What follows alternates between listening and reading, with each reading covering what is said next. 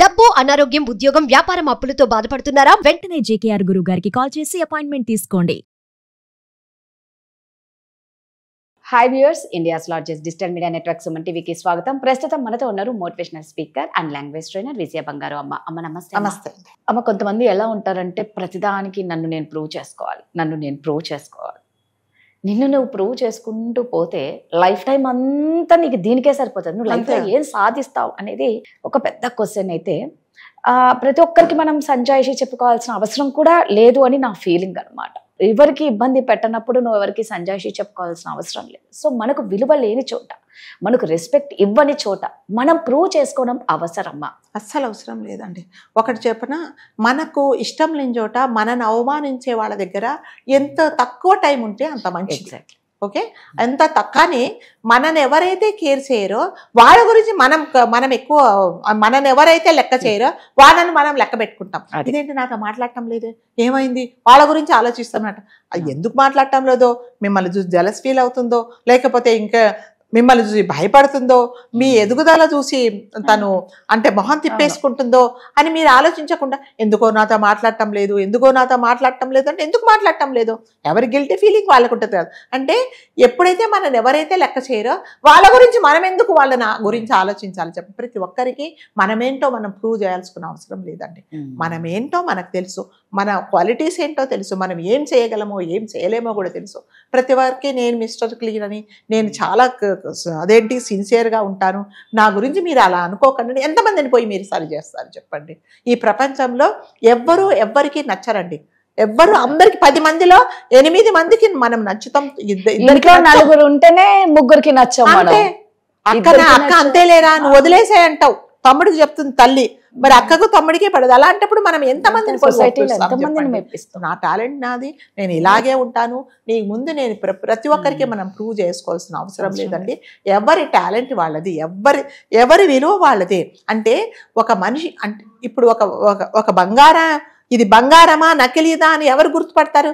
ఒక కంసాలి వాడి దగ్గరికి వెళ్తేనే అమ్మా ఇది నువ్వు భ్రమపడుతున్నావు, ఇది ఆర్టిఫిషియల్, ఇది బంగారం అన్న. అట్లాగే మన విలువ ఎవరికి తెలుస్తుందంటే వాడు నిజంగా సిన్సియర్గా ఉండి అతనికి కూడా అలాంటి క్వాలిటీస్ ఉన్నప్పుడు మాత్రమే మన విలువ అనేది గుర్తుపడతాను. నేను ఒకటి చెప్తాను.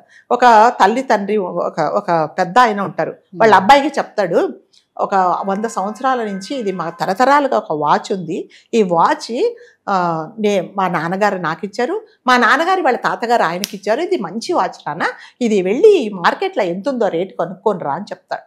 సో అతను ఏం చేస్తాడంటే ఆ కుర్రోడు తీసుకెళ్ళి ఈ పాత వాచ్ ఏంటి నాన్న, ఈ కాలంలో ఎవరు వాడుతున్నారు, అయినా కూడా కనుక్కొని రా నాన్న, ఇది 8 సంవత్సరాలది కదా అంటే ఒక మామూలు షాప్కి వెళ్తే ఈ వాచ్కి 500 కంటే రాదు అని చెప్తాడు.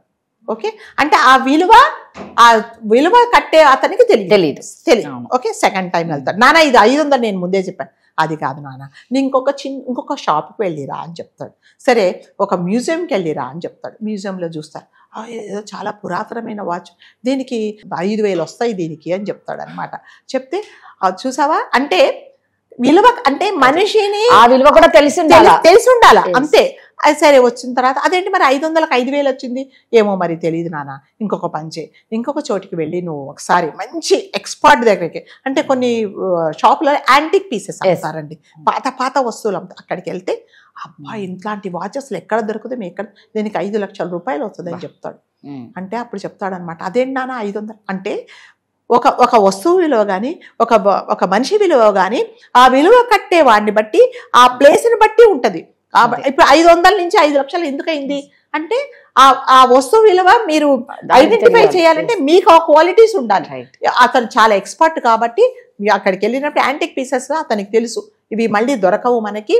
అంటే కొన్ని షాపులు ఉంటాయండి, అందులో ఏంటంటే పాత వాచ్లు, పాత ఇవేవో అమ్ముతూ ఉంటారనమాట, లైట్స్ అవన్నీ, అవి ఎక్కడా దొరకవు, అవి నిజంగానే కాస్ట్లీ, పిచ్చివాటుగా ఉంటాయి కానీ చాలా కాస్ట్లీ ఉంటాయి. అట్లాగే ఇతను ఏం చేశాడంటే 5 lakhs అనేటప్పటికీ ఆ వస్తువు విలువ ఎక్కడ పెరిగింది, అతను ఇది చేశాడు కాబట్టి దాన్ని అంటే ఆ వస్తువును ఎవరైతే ఐడెంటిఫై చేస్తాడో, ఆ మనిషి విలువను ఎవరైతే ఐడెంటిఫై చేస్తాడో వాడు మాత్రమే మీలో అనేది కనుక్కుంటాడు. ప్రతి ఒక్కరికి మనం వెళ్ళి ప్రూవ్ చేయాల్సిన అవసరం లేదు. కాబట్టి అలాంటి వాళ్ళ మధ్యలో మనని ఎవరైతే అవమానపరుస్తున్నారో మనకి వీళ్ళు విలువ ఇవ్వలేదు లేదంటే ఎంత తక్కువ వీలైతే అంత సమయం వాళ్ళ దగ్గర కలిపేసి మనం బయటకి తప్పనిసరి పరిస్థితులలో.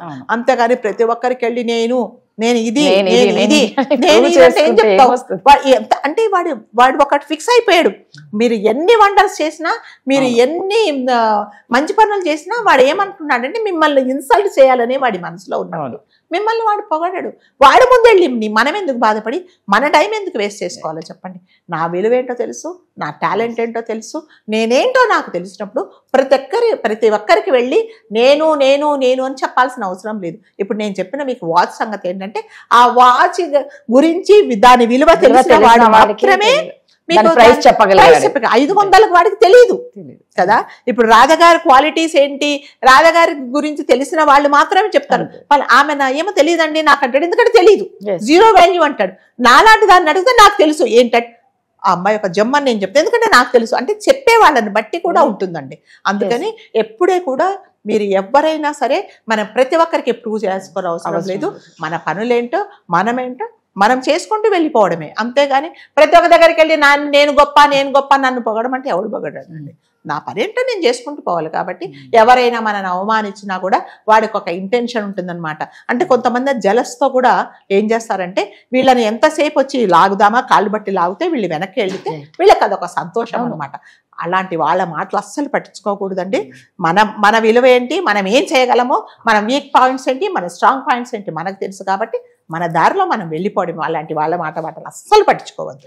నిజంగా మీరు చెప్పిన స్టోరీ చాలా బాగుంది. అంటే విలువ తెలియని చోట అక్కడ మనం ఉన్నాము అంటే మన వాల్యూ పోతుంది అనేది అంతే ప్రత్యక్షంగా కనిపిస్తుంది.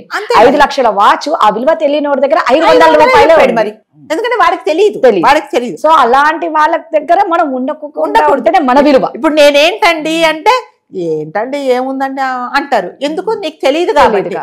తెలిసిన వాళ్ళు ఏమంటారు, అమ్మ చాలా గ్రేట్ అని అంటారు, ఎందుకంటే వాడికి ఆ విలువ తెలుసు. కాబట్టి అలాంటి వాళ్ళ గురించి మనం పట్టించుకోకూడదండి. మనం ఏంటో తెలుసు, మన సెల్ఫ్ ఏంటో కాన్ఫిడెన్స్ ఏంటో మనకు తెలుసు. కాబట్టి ప్రతి ఒక్కరి దగ్గరికి వెళ్ళి మనం ప్రూవ్ చేయాల్సిన అవసరం అయితే 100% లేదు. నేనైతే చేయను ఆ పని అసలు. నిజంగా టైం వేస్ట్ పనులండి ఇవన్నీ. ఇప్పుడున్న హడావిడి లైఫ్ లో డబ్బులు ఎలా సంపాదించాలి, హెల్త్ ని ఎలా కాపాడుకోవాలన్న బిజీ టైంలో ఇలాంటి వాటికి టైం వేస్ట్ చేస్తే మాత్రం అవివేకులు ఎవరు ఉండరు. Thank you.